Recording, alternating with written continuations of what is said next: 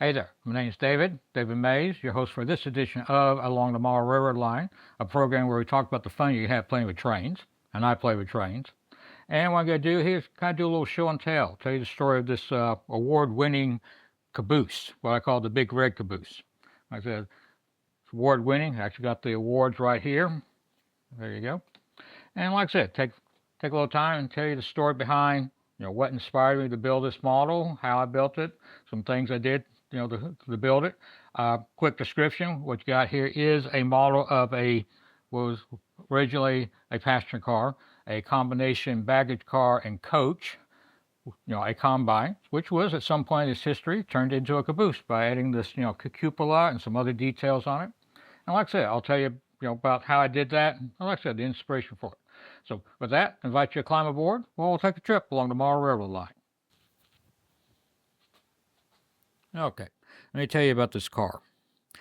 It is, a model of a passenger car, a combination baggage car and coach or combine that's been converted into the caboose by adding this cupola right here. The idea being that several railroads back in the good old days would do this for use in mixed train service. Basically the run made along a branch line somewhere that may have plenty of freight service, but not that much demand for passenger service. So rather than trying to run a separate passenger train, they just kind of combine, mix the trains together, like that mixture of freight and passenger. But basically, just you're tacking on a passenger car on the end of the otherwise freight train, or in this case, like I said, taking a baggage, combination baggage car and coach and turning it a caboose again by adding this cupola. There are several railroads that did this. I know the Burlington route, the Chicago, Burlington, Quincy did that with several cars, had this little fleet of them. And this particular car is based on a prototype that was used by the Denver and Rio Grande Western along their narrow gauge line. They had a branch line that ran from Pagosa Junction up to Pagosa Springs, Colorado. And back, say, like in the 1920s, they had a lot of mining activity there, but not a lot of passenger service. So again, they took an existing car and converted it. If you hold on a second, I'll post some pictures here of that car.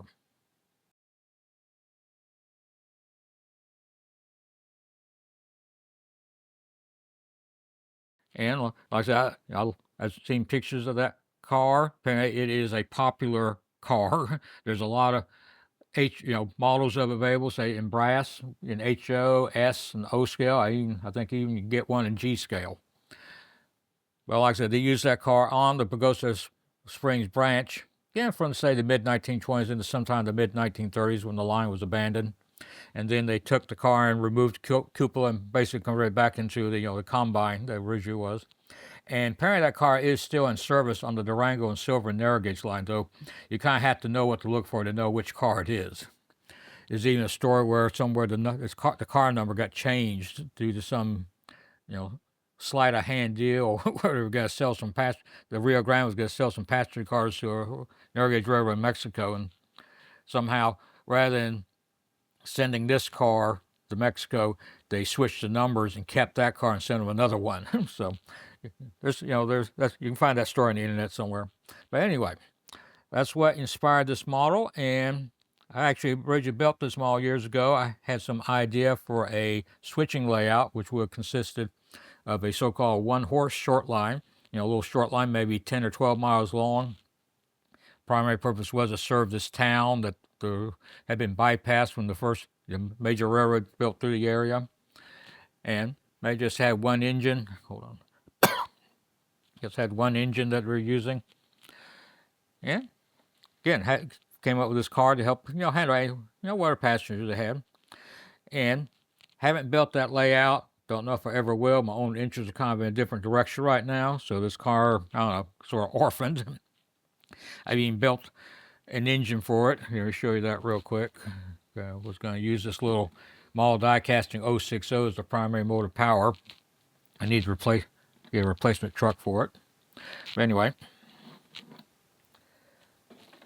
well, like that, got the idea. Hey, I want to build this, so I did. Okay, let me tell you about what I did.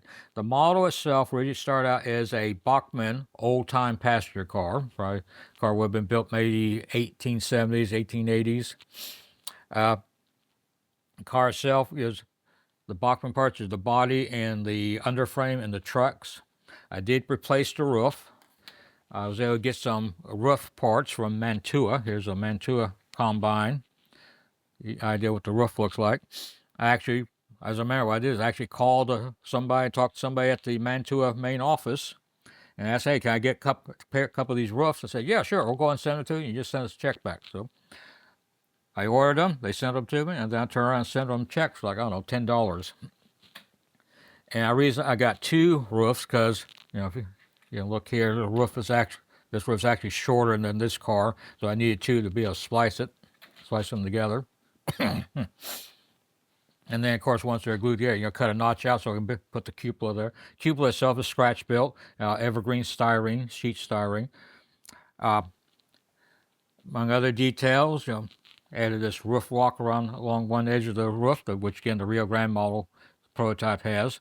And again, just took little bits of plastic and filed them down where they fit the contour of the roof, and then just used strip wood for the walkway. The wires, the railing right here is just brass wire that I managed to solder together. Some of the roof details, the roof itself is painted black and is covered with tissue paper to simulate a canvas covering. Apparently a lot of passenger cars around that time used painted canvas to help, to cover the roof, protect the wood. Got the little, the chimney there for the potbelly stove in the baggage area. That's from, I think, precision scale part. Got some, there's another chimney. Would be for potbelly stove here in the passenger compartment. Got a couple of little vents here for the, kerosene lighting. Of course, as far as I know, this car may have electric lights by now. And if we turn this around, there's another little piece here for whatever, supposedly the little restroom facility right there. These plastics are from Grant Line. Okay. Other things I did to the car. The baggage doors are scratch built. The original doors were a lot smaller. I just thought I wanted something bigger. And at the time, just decided to, make them myself. I mean, I think Grant Line, some other people did have parts, but they're a little small, meant for narrow gauge cars, and of course, standard gauge. But again, it's just some sheet plastic with little bits of strip plastic glued on it. Well, things for the windows. The windows all on here are acetate plastic. The body itself, again, made a little change there. If you can look right there, I wanted to have the cupola kind of more or less in the middle of the car, but it would interfere with this, been right over this window right there. And to me, that just looked funny to keep the window, looking like you could see through it. So I just assumed they just, again, took some wood and just sealed the windows off. And same thing here on the other side. And that, the wall between the baggage and passenger compartment are probably right about there with the steps and whatever the crewmen need to get up in the cupola being in that same area. Okay. Other details. You got all the handrails up here where the crewmen need to get up there for some reason. Got ladders here on the end where you can get up there. The ladders themselves are just, plastic out of probably a model die casting kit. Caboose kit probably. Same thing on here. The end handrails are again all soldered together. Again, got the little brass brake wheel from your car scale, precision scale, don't remember by now. Underbelly. Actually, we put some brake rigging under there. Let's see if you can see that. For some reason, so I want to have some sort of brake rigging under there. And I don't know, didn't want to make a special trip to Hobby Shop, or like I said, it was on a Sunday night and whatever. Of course, shops were closed. But actually, more or less scratch built the brake rigging. The parts themselves, the brake cylinder is probably off of an after flat car or something. The little air tank is again ball die casting, and then things like the levers for the brake rigging. Basically, just carved that out of some bits of plastic.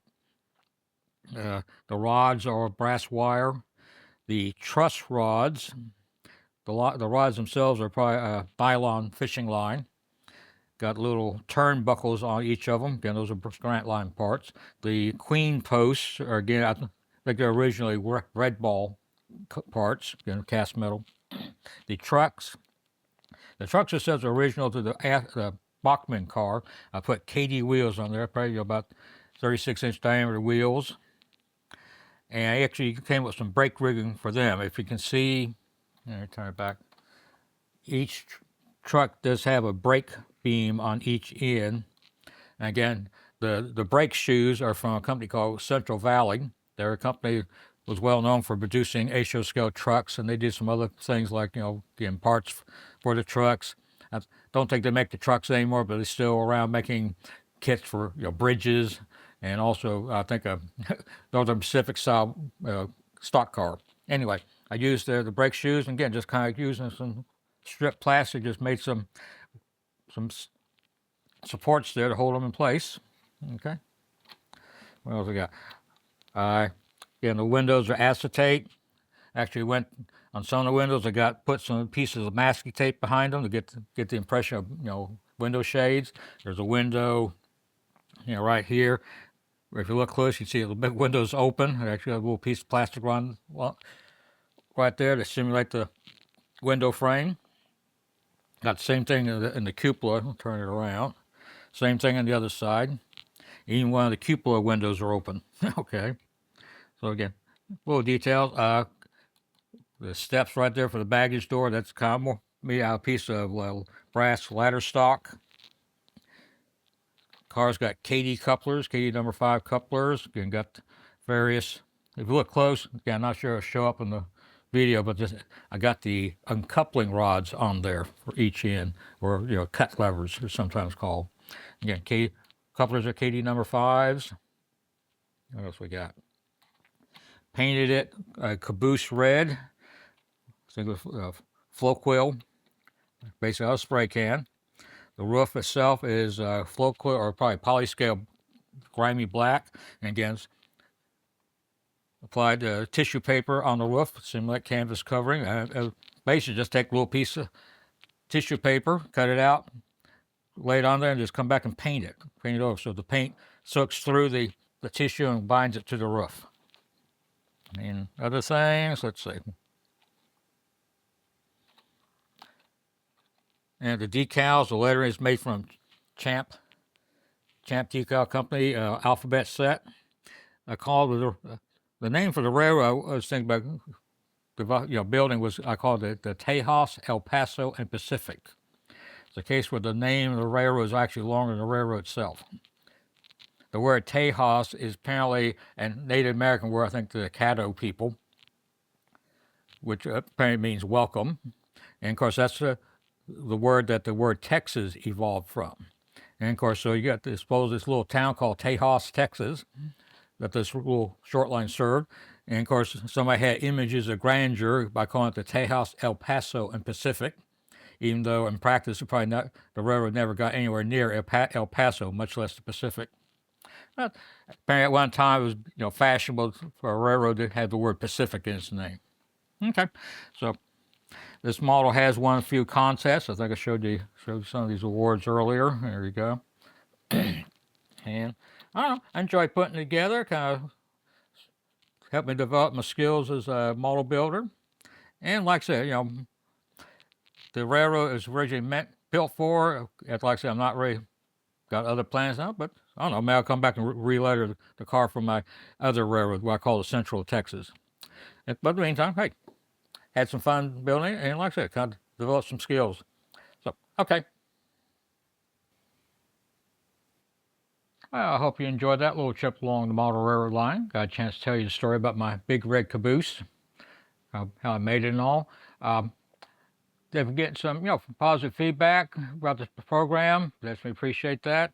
Got some plans for some more programs. Be working on those soon. Like I said, I do have a kind of a crazy work schedule, so I don't always have time to work on this, but I'm doing what I can. And in the meantime, the routine, be sure to like, subscribe, even leave some comments down below. And I invite you, if you got maybe something like a passenger car you've worked on, or structure or whatever, tell the story about it, again, down in the comments. In the meantime, I invite you to check out another video. Links should be showing up here in this corner here soon to visit there already. And check those out and stay tuned.